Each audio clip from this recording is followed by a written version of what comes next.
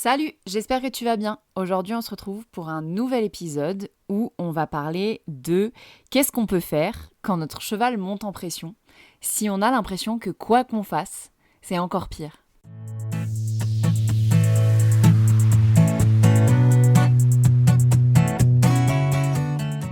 Salut, bienvenue dans À Cheval, le podcast de l'équitation collaborative. Je suis Morgane, je suis coach en équitation et j'accompagne mes élèves, peu importe leur discipline ou leur niveau équestre, vers plus de collaboration dans leurs échanges avec leur cheval. Si tu es cavalière et que tu es à la recherche de connaissances, de tips, de réflexions ou d'exos pour que ton équitation devienne plus collaborative, alors tu es au bon endroit. Dans ce podcast, je te partage seule ou avec mes invités tout pour t'inspirer et que tu puisses développer l'équitation dont tu rêves avec ton cheval. T'es prête ? Allez hop, à cheval ! Alors, tu connais sûrement, si tu écoutes cet épisode de podcast, cette sensation d'avoir un cheval qui monte en pression, qui est prêt à partir en vrille, qui se met à souffler fort par exemple, à se redresser fort par exemple, ou à piétiner, où tu sens les hanches et les épaules qui partent à droite, à gauche, que le cheval est prêt à faire demi-tour, tout ça, tout ça. Tout ça, c'est des réactions d'un cheval qui est en train de monter en pression. Et il est possible que tu aies l'impression dans ces moments-là que quoi que tu fasses, c'est encore pire. C'est normal, clairement, et c'est courant comme sensation. Et c'est peut-être le cas, d'ailleurs. Tu as peut-être entendu le fait que quand c'est comme ça, quand ton cheval monte en pression, est en train de se stresser ou a peur de quelque chose, il faut le reconcentrer sur toi et donc il faut lui demander des choses, voire beaucoup de choses. Parfois, on t'a même dit de mettre un rythme soutenu. Et en fait, tu te rends compte que réagir comme ça le fait exploser. Eh bien, c'est normal. C'est normal parce qu'il y a une subtilité dont on parle rarement. C'est qu'en fait, tous ces codes qui permettent de reconcentrer ton cheval sur toi ou qui permettent à ton cheval de s'apaiser, ça s'apprend dans ce sens-là. Petit 1, si tu as appris des codes qui te permettent de reconcentrer ton cheval sur toi, tu te dois, dans ces moments-là, d'être toi dans le plus de calme possible. J'allais dire un calme olympien, mais c'est pas toujours facile. Mais le tout, c'est surtout de ne pas couper ta respiration. De toi, même si ton cheval monte en pression, de tenter de respirer le mieux possible pour ne pas rajouter de la pression à ton cheval. Et petit 2, peut-être que le concentrer sur toi, c'est pas tellement ce que tu veux et que tu aimerais avoir des codes de relâchement, de relaxation. Ou tu crois que tu en as, mais en fait, quand tu les mets en action dans les moments un peu chauds, tu te rends compte qu'en fait, ils rajoutent de la pression sur la pression et qu'ils n'ont pas l'effet escompté. Si tout ça t'arrive, il est possible, voire probable, que les codes que tu as installés avec ton cheval n'ont pas été installés jusqu'à ce qu'ils apportent de la décontraction. Parfois, très souvent, on fait des codes, on met des codes à notre cheval, on lui apprend à baisser la tête par exemple, quand je tire sur le licol, tu baisses la tête. Et voilà. Et on considère que ce code peut par exemple, et je le vois souvent, peut être un code de relâchement ou de reconcentration sur nous quand on est, par exemple, en extérieur et que notre cheval a vu des vaches. Je ne sais pas pourquoi cet exemple me vient, mais c'est celui-là qui me vient. Donc, parlons de notre cheval qui voit des vaches au loin et qui a peur des vaches. Peut-être qu'il n'en a jamais vu, ou peut-être qu'il a peur des vaches, c'est tout. On agit avec cette demande de tête en bas et on se rend compte que c'est encore pire en fait quand on fait ça. Et donc parfois on se dit, alors soit on se dit quoi qu'il arrive, il va mettre sa tête en bas, nanana, on serre les dents. Cette voix un peu bizarre, c'est moi qui serre les dents au micro de ce podcast. On serre les dents, on se dit que si on veut qu'il nous respecte, il faut qu'il baisse la tête et blablabli et blablabla. Et là, très souvent, ça monte encore plus fort en pression. Parce qu'on s'arrête de respirer, on monte dans la colère, ça ne va plus. Mais il y a la possibilité de faire autrement. il y a la possibilité d'apprendre à notre cheval d'utiliser ces codes-là comme des codes de décontraction. Le truc intéressant, c'est que on peut travailler jusqu'à ce que ces codes ils deviennent des codes de décontraction. C'est-à-dire que quand notre cheval baisse la tête, c'est la première étape. Si je prends cet exemple-là, par exemple. Mais quand notre cheval connaît ce code de baisser la tête et a bien compris que quand je tire le licol vers le bas, j'attends de lui qu'il baisse la tête, on peut en plus ajouter de la décontraction. Nous souffler et ne céder plus que quand notre cheval a soufflé après avoir baissé la tête. L'avantage de ça, c'est que déjà, ça propose un truc différent. Quand notre cheval monte en pression, on peut lui proposer de souffler après avoir baissé la tête. Et nous, ça va nous apprendre aussi à nous relâcher. Bref, souvent, quand la situation est sur le point de dégénérer, ça peut nous permettre de reprendre le contrôle et de remettre du calme là-dedans et de remettre de la connexion là-dedans. Et quand on fait ça, on n'est plus l'un contre l'autre. C'est pas celui qui va s'enfuir le premier ou celui qui va marcher sur l'autre en premier. Mais c'est bien, on est ensemble dans cette situation qui te stresse et peut-être qui me stresse ou peut-être que c'est ton comportement qui me stresse. Mais quoi qu'il en soit, je monte aussi en pression. Et on a besoin de redescendre ensemble.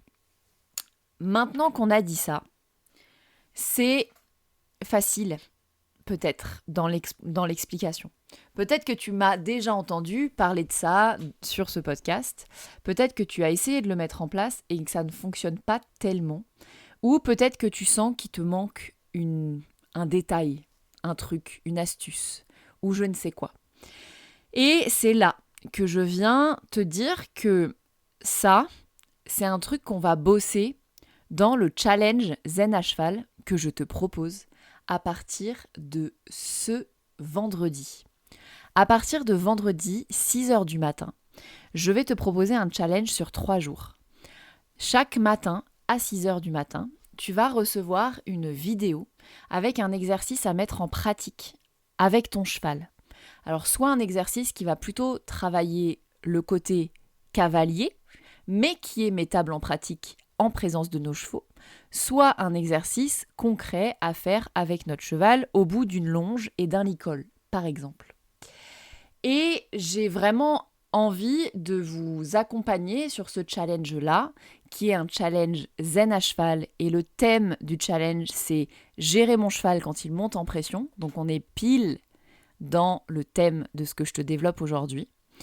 On va travailler ensemble le fait que ces codes ne soient plus seulement des codes de « je te demande de baisser la tête » par exemple, mais que ça devienne des codes de relaxation chez ton cheval et que tu puisses ensuite peut-être les mettre en pratique et avoir de la décontraction dans les moments où ton cheval monte en pression.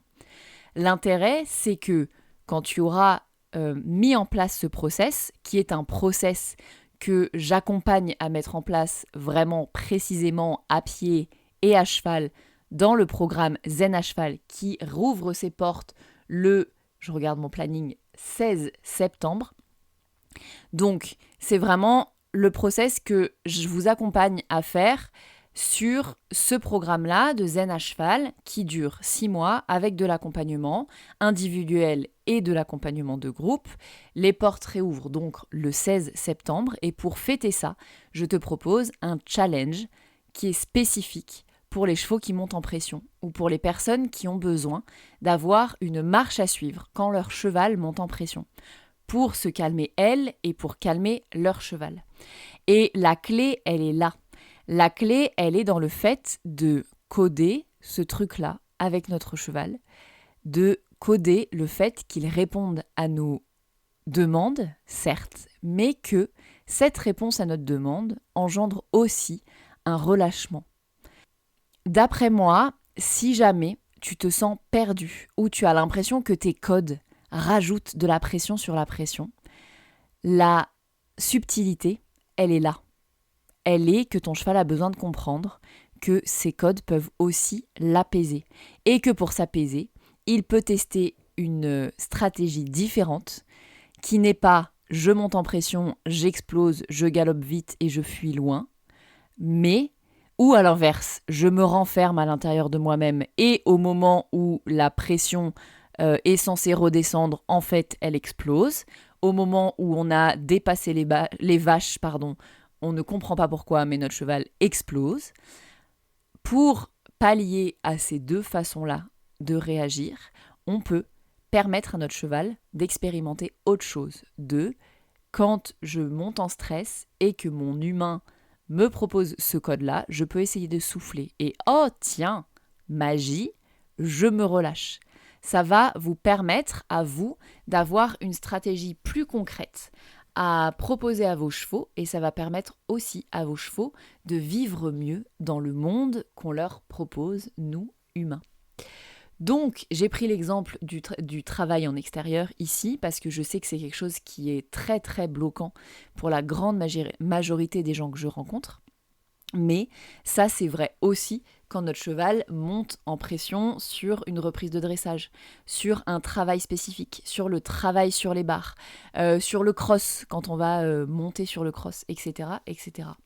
Donc, si jamais tu te reconnais dans les personnes ou les façons ou les choses qu'on vit et que je décris ici dans cet épisode de podcast, le challenge est sûrement fait pour toi. C'est un challenge qu'on va pratiquer 100% à pied parce qu'il y a déjà bien assez de quoi s'occuper pour les 3 jours. Et on clôturera ce challenge le 17 septembre au soir à 20h où ce sera le moment où on va pouvoir se rencontrer tous ensemble. Ce sera sur Internet, via un Zoom. Donc on ne se verra pas en vrai, mais on se verra en direct en tout cas. Et on pourra débriefer de ce que ce challenge nous a fait vivre. Et je vous proposerai aussi un petit moment mise en pratique de coaching de groupe. Puis je vous présenterai plus en détail le programme Zen à cheval pour ceux qui ont envie d'aller plus loin avec leur cheval et qui ont vu un intérêt pendant ces 3 jours de challenge. Donc, si tu écoutes cet épisode avant le 13 septembre, il est temps de t'inscrire à ce challenge et tu vas retrouver toutes les infos en dessous de cet épisode, en dessous ou au-dessus d'ailleurs, je ne sais pas, ça dépend de la plateforme que tu écoutes, mais dans la description de cet épisode de podcast, en tout cas, tu as le lien pour t'inscrire au challenge. Et si jamais tu écoutes après, je pense que ce que je te partage dans cet épisode va déjà pouvoir t'aider. Et n'hésite pas, si tu as des questions, à m'envoyer un message privé sur les réseaux sociaux. Et d'ailleurs, si tu aimes cet épisode, si tu penses qu'il t'a aidé, s'il t'a amené une petite lueur de choses à expérimenter avec ton cheval, alors tu peux aller le noter et lui mettre 5 étoiles de préférence sur la plateforme d'écoute que tu utilises. Tu peux aussi t'abonner pour être mis au courant des prochaines sorties d'épisodes. Et puis moi, je te laisse ici et je te retrouve peut-être dans le challenge ou la semaine prochaine pour un nouvel épisode de À Cheval, le podcast de l'équitation collaborative. À plus!